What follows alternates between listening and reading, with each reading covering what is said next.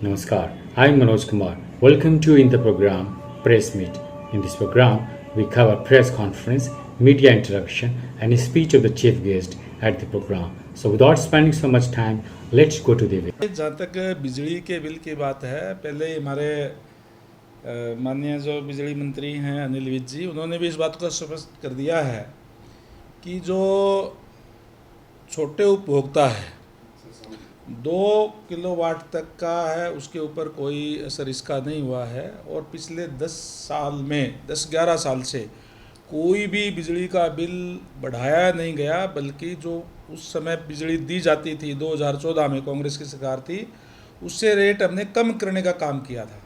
और अब ये जो है, जो एक तो एमएमसी यानी कि जो मासिक शुल्क होता है, जो मिनिमम, उसको भी हटा दिया गया है, इसलिए उसके ऊपर कोई भी फर्क नहीं पड़ा है। जो बड़ा जो उपभोक्ता है उन पे भी मामूली इस पे बढ़ोतरी हुई है। जो इतने 10-11 सालों के बाद में हर चीज़ के अंदर जो तेज़ी आई है, उस हिसाब से ये बढ़ोतरी बहुत ही कम है, मिनिमम है। और जहाँ तक विपक्षी पार्टियों की बात है, उन्होंने तो हमेशा ही किसी भी चीज़ का विरोध करना होता है। आजकल विपक्षियों के पास और कोई काम नहीं है, उनके पास कोई मुद्दा नहीं है, इसलिए किसी तरीके से वो अखबारों में बने रहने के लिए, मीडिया में बने रहने के लिए इस तरीके के प्रदर्शन वगैरह वो करते रहते हैं। किसानों के ऊपर कोई असर नहीं पड़ा है, उनके ऊपर उनकी कहीं भी कोई बिजली नहीं बढ़ाई गई है। जो छोटे उपभोक्ता है उनके ऊपर इसका कोई असर नहीं है।